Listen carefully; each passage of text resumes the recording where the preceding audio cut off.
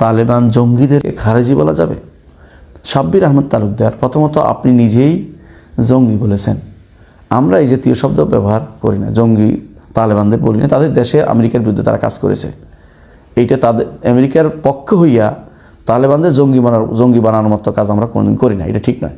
তবে যদি, আবারও বলছি, যদি আফগানিস্তানে এমন রাষ্ট্রপ্রধান হতো যিনি আমেরিকার শাসক, আমেরিকার দ্বারা শাসিত না, অর্থাৎ আমেরিকা বসাইছে এরকম না, যদি সেখানকার আফগানদের কোনো হতো, নিজস্ব প্রতিনিধি হতো, তো তালেবানদের যদি করতে হলে জঙ্গি কাজ হতো।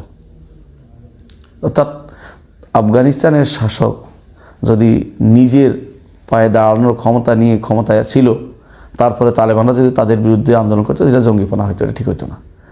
কারণ তখন তাদের দায়িত্ব হতো উদউ ইলা সাবিল রাব্বিকা বিল হিকমাতি ওয়াল মাউইজাতিল হাসানা ওয়া জাদিলহুম বিল্লাতি হাসান, দাওয়াতের কাজ তাদের জন্য কর্তব্য ছিল।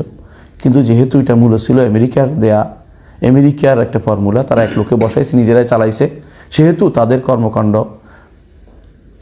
কর্মকাণ্ড আমেরিকানদের বিরুদ্ধে জঙ্গিপনা বলা যাবে না। কারণ তাদের দেশে, আমেরিকার দেশে যে তারা করেনি, তাদের হাতের কাছে আসে, তাদের উপর আক্রমণ আসছে, তখন তারা প্রতিরোধ করছে, সেখানে জঙ্গিপনার মশলা আসে না।